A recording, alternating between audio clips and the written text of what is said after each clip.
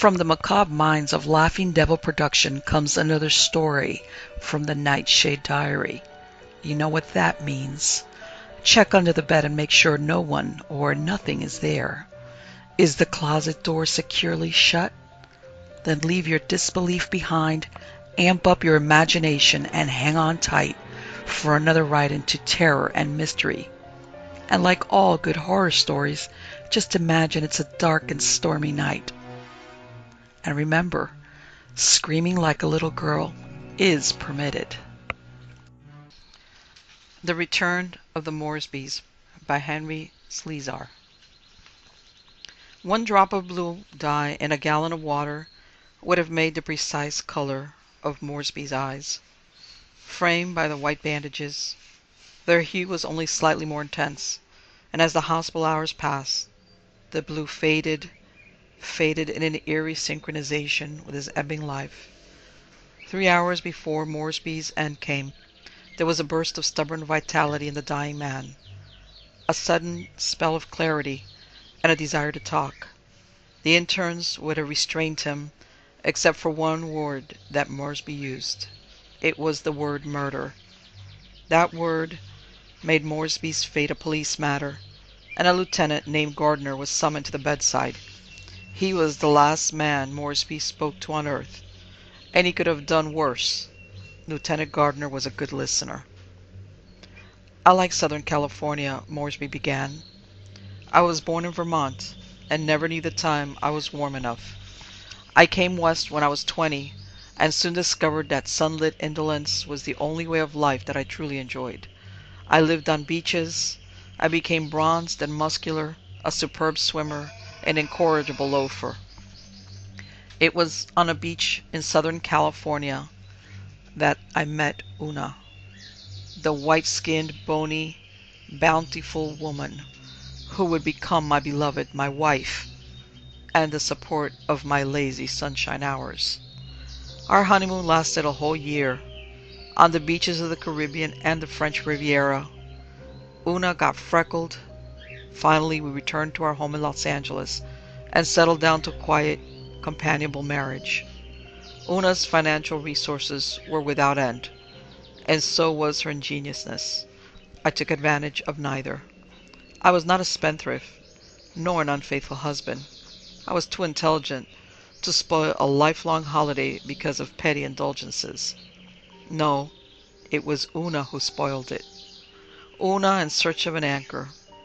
For some people, money would have been anchor enough, but Una had been born to her wealth, and felt the need of something more. For a time, marriage supplied this. Then she made a pitiful attempt at art, with a capital A.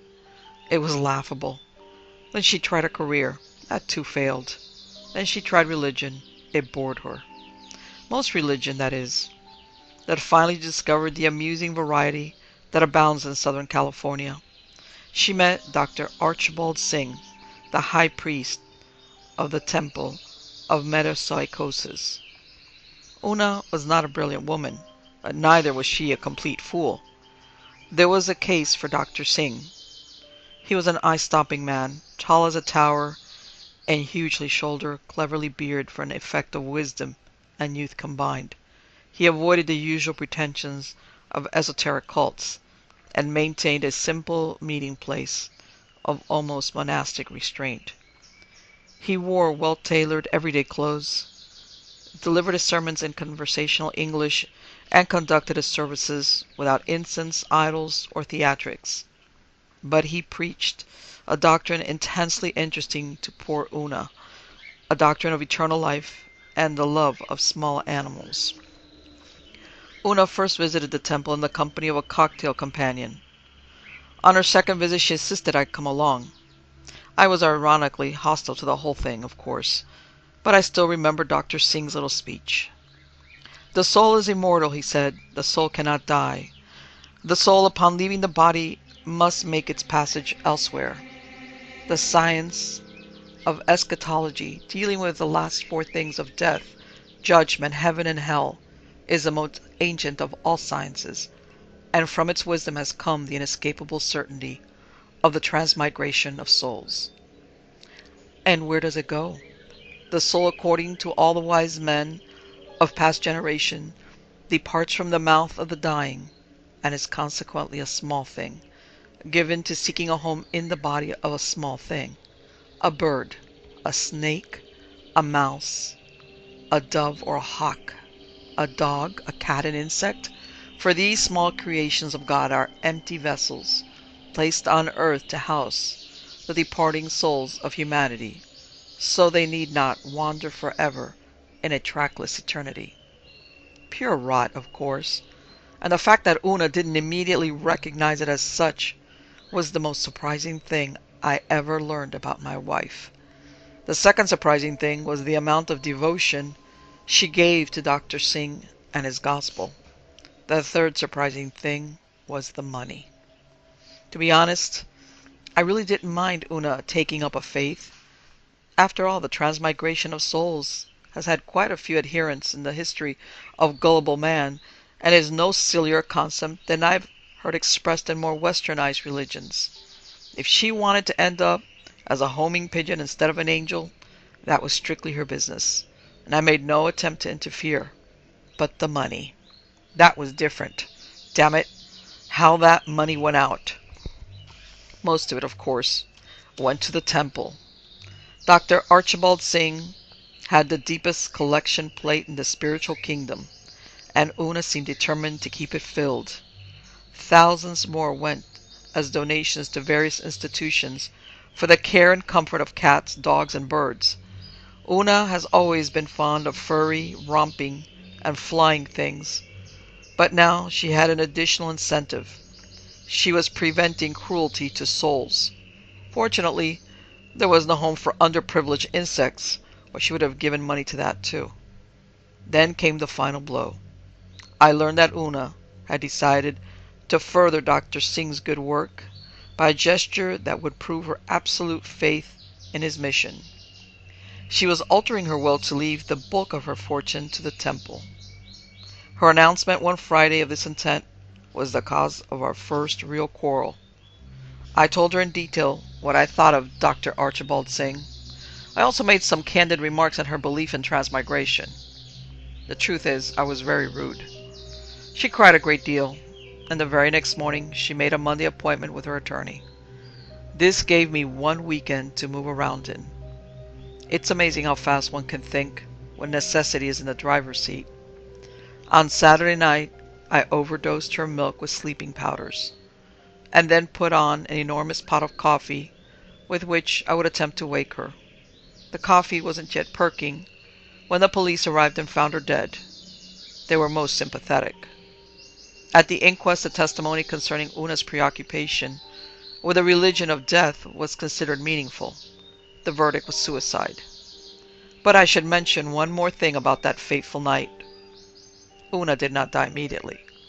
She fell into a state halfway between sleep and wakefulness, and she knew what I had done to her, and why.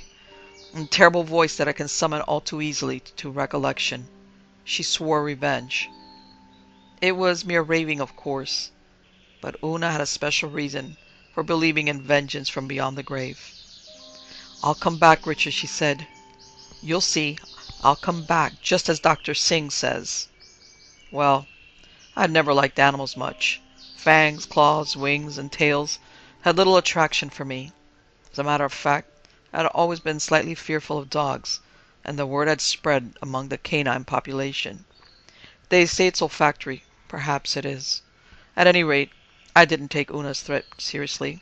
I was not a convert to Dr. Singh's belief in metempsychosis, and when the gentleman came to pay me a dutiful condolence call, and spoke solemnly of Una's transported soul, I could not resist an open snicker.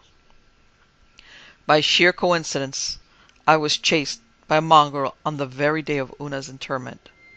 One of those things.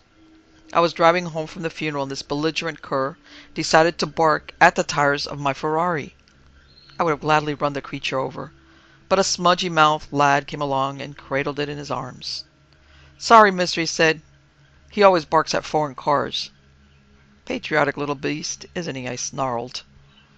That night I had a terrible nightmare. 2 days later, some sort of shiny winged bird, an immense thing that might have been a pheasant, slammed against the picture window of my living room. I jumped out of my chair with a start, spilling the Balkan Sobranic out of my pipe. It was really nothing new. Birds sometimes hit that window, mistaking it for open highways. Usually they dashed their brains out, and that was that. This beggar was only stunned. It lay on the patio tiles, feebly flapping its damned glossy wings. I have to admit I was terrified. I ran upstairs and called the game warden, a beefy, unimaginative man who laughed at my discomfort and ultimately removed the bird from the premises. He said something about dinner. Ugh, what if it had been Una? Cannibal. That night, there was a fly in my library. A big, buzzing blue bottle of a fly. It was still early in spring, and that fly was surely ahead of its flight schedule. When it swooped into my vicinity, I swatted at it mightily with a copy of Fortune, and it brushed my forehead. The touch of the thing was so revolting that I actually screamed the name of my dead wife. You can see the state I was in. I finally got the thing with the bug bomb. I felt a little better the next day. I went to the beach and lay under the loving warmth of the sun and forgot about Una and her deathbed promise. I lay there and listened to the swish-swash of the tide, the comforting sound of distant laughter, the shrill cries of the gulls. The gulls. The sharp beaks, swooping creatures diving for prey, stabbing, pecking, tearing. I thought of Prometheus and his liver. The sun turned suddenly cold. I left the beach hastily and went to have dinner at a pleasant club I knew. When I left, I discovered a lunar moth as big as a child's fist on my rear window. I was driving when it flew off and fluttered around the car's interior. And that was when I had my accident. Only a minor one. I skidded over a curb, knocking down a newspaper boy. My ribs were bruised and my fender crumpled. Small damage, but enough, so I decided it was time to have a little chat with Dr. Archibald Singh. Not that I believe, you understand, but he was a doctor in a way, wasn't he? When I told him of my experiences, he was greatly reassuring. Come now, he smiled. Do you think so little of your poor departed wife as to suspect her of such petty malice? Why should Una torment you? Well, we had our little disagreements, I said. And besides, do you really think Una would be transmigrated into the forms you mentioned? No, no, Mr. Moresby. The process is surely not so random or so cruel. No, I said. Certainly not. It is my sincere belief that our souls are weighed and judged by higher powers before the transformation takes place, and each of us is given the vessel which best conforms to the human personality we have left behind. Una, a car-chasing dog? Never. A bird? Perhaps. But not an ungainly pheasant. A fly? A gull? A moth? No, Mr. Moresby. You may take my word for it. That soft, gentle woman would never be so unjustly rewarded in her afterlife. These encounters of yours are pure coincidences. Well, I sighed. I thought as much myself. But in your opinion, if Una did come back, what sort of animal would she be? You know your wife best, Dr. Singh smiled. That night I heard the noise in the cellar. I was not accustomed to paying attention to house sounds. The bang of a shutter, the clank of a pipe, the knock of the furnace. These rarely bothered me. But this soft, padded sound, coming at a time of such highly nervous agitation, was irritating. I simply had to investigate its source. I tiptoed down the cellar steps and found the lighting system. One stark bulb, insufficient for a thorough search. I got a flashlight and probed the shadows. In the beginning, I had no success. Whatever had caused the noise, a mouse, was frozen into inactivity because of my investigation. I flicked off the light, held my breath, and waited. My strategy was rewarded. An empty oil can toppled over, and my flashlight beam picked out the culprit. A mouse? No, a cat. I don't like cats. Never have. They're skulking, cynical, malicious creatures. This alley denizen, its white fur shaggy, its eyes baleful in the spotlight, was monstrously big and yet strangely bony and fleshless. Like all cats, it had iridescent pupils that stared with a curious mixture of fear, hostility, and resentment. "Scat," I said. It didn't scat. It made a soft mewling sound and then came towards me. Toward me! "Una," I said. I made a cowardly dash for the cellar door. It stuck for one hideous moment, then yielded to pressure. Once I had reached the other side of the door, I remembered the hunting rifle that Una had given me for Christmas. Thinking it would remind me of Vermontian pleasures, it stood unused in an upstairs closet. I found it, loaded it, and brought it back to the cellar. I hadn't fired a rifle since boyhood, but I stood on the top step of the cellar stairway, and when my flashlight beam picked out the ghostly white feline hunching in a corner, I put down the light, raised the weapon, and squeezed the trigger, aiming blindly. The report was deafening, but the recoil was worse. My precarious balance on the top step was lost, and I fell backward, crashing through the flimsy railing and dropping 10 feet to the concrete floor. When I tried to lift myself, the pain in my right leg was agonizing. I had fractured or broken a bone, and I was unable to move. There was a heavy mist of plaster in the room, and when it cleared, I saw just how bad my aim had been. The cat was still alive, and it was regarding me at this new level, its body sprinkled with plaster dust, its eyes now filled with hatred. I can't describe the gruesome thoughts that raced through my mind, or what exaggerations of horror troubled my brain. I began to crawl forward towards the fallen rifle, gasping with pain. My fingers touched the barrel. I looked backwards at my adversary, and saw it advancing toward me. "Una!" I screamed, and strained to retrieve the bicycle. My fingers closed on the center of the weapon, and I pulled it towards me, grasping too quickly in my panic. My fingers were on the trigger, the rifle went off again, and the bullet struck me in the chest. The faded blue eyes dimmed once more. The lips paled and closed, the hands twitching over the sheets became still. "Enough for now," the intern said. Lieutenant Gardner agreed. He stood up. "Was it worth anything?" "Something," Gardner said. "He confessed to killing his wife. Think he can manage to sign a statement?" "Not likely," the intern said. An hour later, Moresby died. The following morning, Lieutenant Gardner drove out to the Moresby home. It was a brilliant, sunshiny day, perfect for the beach. He thought of Moresby. He spoke briefly to the uniformed patrolman who had been posted the previous night at the scene of the tragedy. The officer reported a quiet night. "Think I'll take a look in that cellar," the lieutenant said. Nothing had been touched. The flashlight was still on the top step. There was a gaping hole in the corner where the bullet had shattered the plaster. The floor showed white dust except for the grim area where Moresby had fallen. There was one window in the cellar, a narrow one at the top of the long wall, permitting a thin rectangle of sunlight to enter the room. The window was open and a faint breeze stirred dust motes. Lieutenant Gardner went upstairs, and the patrolman offered him a cup of coffee. "Pretty sad," the officer said. "2 deaths in less than a month. Happens that way sometimes." "It happens," the lieutenant agreed. "When you were here last night, did you see any sign of a cat in the basement?" "A cat? No, sir, nothing like that." A moment later, Lieutenant Gardner lowered his cup. "Did you hear something?" "No." "Sort of a scratching noise?"